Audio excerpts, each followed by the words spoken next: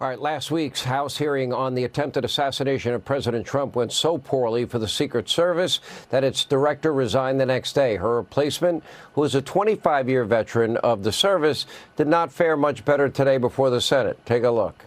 What more do you need to investigate to know that there were critical enough failures that some individuals ought to be held accountable?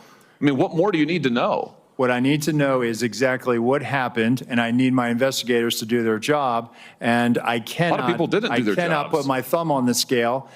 Otherwise, what do you mean put your thumb on the scale? You're asking me, Senator, to completely make a rush to judgment about somebody failing.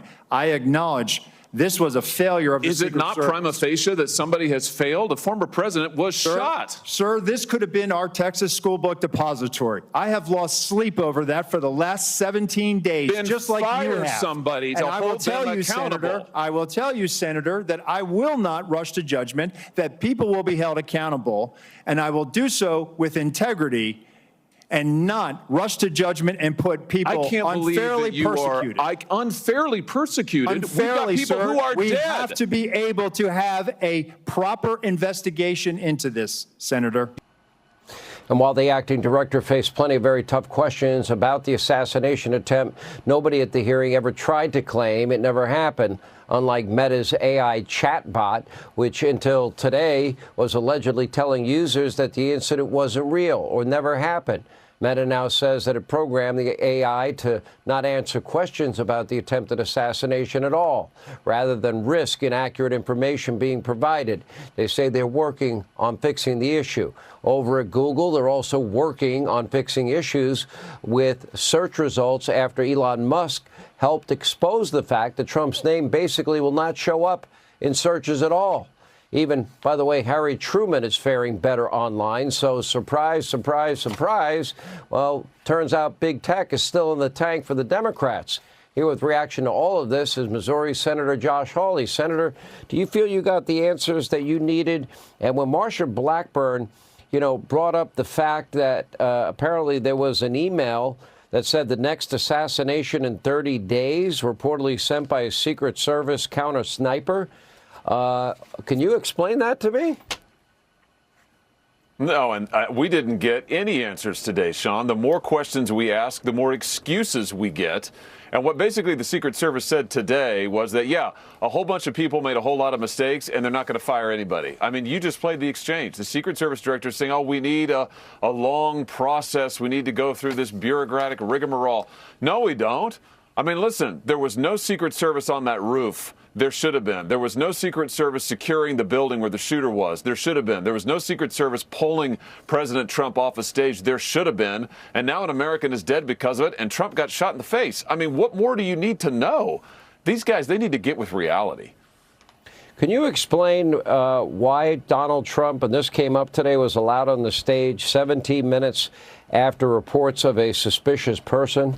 Could we ever get an answer? Did we ever get an answer on why they claim this was a sloped roof when I fell off a roof nearly 3 stories and when I was doing roofing, and that's not a sloped roof, and yet they didn't put people around the perimeter. They didn't put sniper eyes on it, because that would seem very basic to me, very fundamental to me. Well, and what whistleblowers tell me, Sean, is that actually there was law enforcement assigned to be on that roof. I asked the Secret Service director about that today, and he said, well, gee, I'm not sure. And I said, how can you not be sure? 17 days have gone by. But here's the reason why, Sean. Secret Service hasn't even talked to local law enforcement. They've done 0 local law enforcement debrief or interviews since the shooting. 0.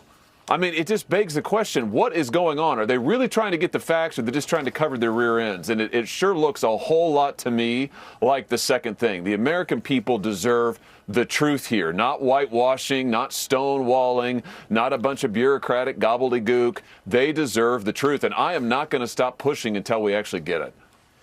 Senator, part of your job and Congress's job is something called oversight. And my understanding is, and you told me that you actually went to the site in Butler yourself and that you were kicked off the property. Who kicked you off the property and why? The FBI, exactly. I went there myself, Sean, because it is my job to do oversight. And to be honest with you, I don't trust any of these people to give us the facts. And we saw it today. All we get is this stonewalling garbage. So I went there myself, and the FBI, Sean, came on to the property and said, we're doing an investigation. You need to get out of here. To which I said, I don't care what you're doing. I've got my own oversight to do. We know back in 2020 that the FBI was meeting with big tech for months every week before the election. They had verified the authenticity of the very real Hunter Biden laptop in March of 2020. And yet they were telling these big tech companies that they may be victims of a misinformation campaign about Joe and Hunter Biden. And when the laptop story broke, which they knew would break because Rudy Giuliani's attorney had it, they wouldn't confirm that it was real, even though they had authenticated it. If you Google the issue of assassination, Donald Trump's name doesn't come up. Ronald Reagan's name comes up. Gerald Ford's name comes up. Meta labeled the assassination as fictional. We know that Meta can't answer questions about Trump, but they had plenty of answers about Kamala Harris. And Facebook falsely labeled the real picture of Donald Trump with his fist in the air and a bloody face and ear as fake. So it will be once again in the middle of an election cycle where big tech is putting cinder blocks on the scales of an election, and that the FBI is doing the same? Is that where we're back at? Back to the dirty Russian dossier used as FISA application information? Yeah, it looks to me like big tech is back to its old tricks, Sean, even as they got their hand out, by the way, and are getting subsidies from the federal government worth billions of dollars. They're trying to sweep this under the rug. And the Secret Service continues to stonewall the FBI, too, Sean. They ought to be out there giving us the facts. We have learned more from whistleblowers coming forward than we have from any of these guys. It is time for them to level with the American people, and it's time for people to resign and be fired for what happened to Trump and the other folks who got shot. Please bring these whistleblowers forward. Bring them on this show. Bring them before Congress. And we need to hear from them sooner than later. Senator, thank you.